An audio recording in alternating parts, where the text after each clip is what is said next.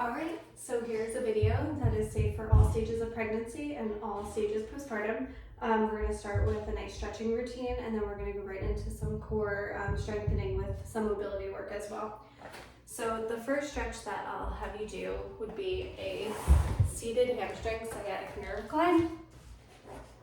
You're going to sit at the edge of a chair, or you can sit at a higher surface like a bed. If you're on a low surface like I am, you want your foot supported. If you're on a higher surface, you can keep your foot dangling at the edge. So foot supported in this position. Back is going to stay flat. Try not to round too much. Hinge from your hip. You're going to bring your toes inward. Pull your toes up. Pull your toes inward and upward. And repeat that for about a minute on each leg. Next one we're going to go into is the hamstring stretch. So it's a 3-way hamstring stretch with a block. So place a block on the ground. You can play with the level that feels good. So you can put it flat this way or that way, whatever feels right for you. You're going to come really wide in your stance. Turn your toes in to open up the pelvis. Again, you're going to hinge from your hips. So back stays flat, hips come back. You're going to reach here. You're just going to shift side to side, forward and backwards. Just kind of do what feels good. So wherever, like I feel a nice stretch going side to side. You might feel a better stretch going forward and backwards, whatever works. Then you're going to move the block a few inches posteriorly so that it's in line with your toes. Again, forward, backwards, side to side. You can kind of bend your knees if you need. And then lastly, you're going to come with the block in line with the arch of your foot.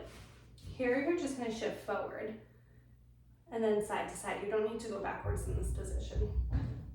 This is a nice stretch for the hamstring and the sciatic nerve. You're going to do each position with the block. You're going to do for about 30 seconds to 60 seconds and just repeat it once or twice. Next one we're going to do triangle pose. Again, keep your stance wide. One foot turns outward. Whatever foot is turned outward, that's the side we're going to shift our weight to. So arms are going to come out, you're going to shift, come down, hand stays on the inside of the ankle. You're going to look up, and then you're just going to kind of rainbow this top arm. So you're going to get a stretch in the inner thigh. You're also going to get a stretch in the side body here. And just kind of repeat 10 rainbows, and then you're going to switch sides. Shift, come down,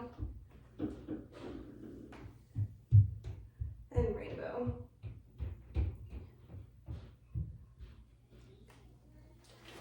The next one we're going to go into is on your back. If you have the wedge pillow, you can do this when you're in the second and third trimesters. Otherwise, you could just use stack a few pillows. You just want to keep your shoulders elevated. So, arms are going to come overhead. As you inhale, your belly's going to rise. As you exhale, belly comes down. Pelvic floor engages, so pelvic floor comes up. Hip bones and ribs come together. So nice and supported. Nice inhale, we're going to come overhead. Exhale, squeeze everything together. You want to hear that breath nice and audible. Make it nice and loud. Inhale, and then exhale. Come all the way forward. Engage the pelvic floor. Engage the core. Inhale and exhale. You want to repeat that 15 to 20 times. Next, you're going to go into the core setting into a downward dog. So you're going to inhale here, nice and tabletop. We're not doing cat-cow. The spine stays stable, belly is moving. Inhale, belly drops down.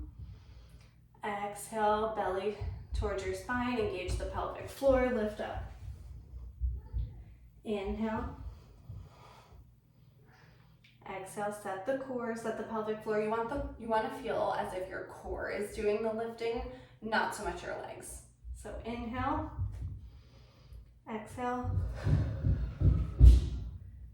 come back down. A tip I also like to use with anything engaging the core in this tabletop position, or in the core with most exercises, is you want to exhale first and then perform the movement.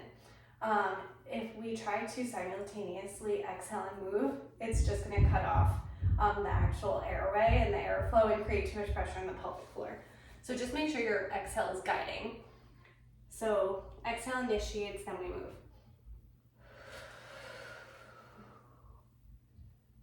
And back down. You can still do the nice inhale, the exhale, and the lift. Those are always my favorite. And then we also did, we're gonna incorporate some upper body strength.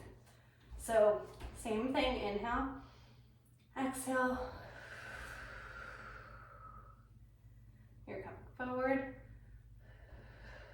out, and then row.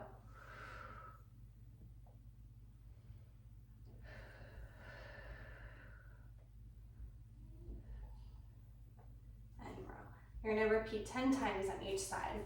If you feel that as you're doing this, the breathing is almost making you a little lightheaded, try not to breathe so forcefully. Just kind of let yourself breathe, but just make sure you're still engaging that deep core and the pelvic floor throughout.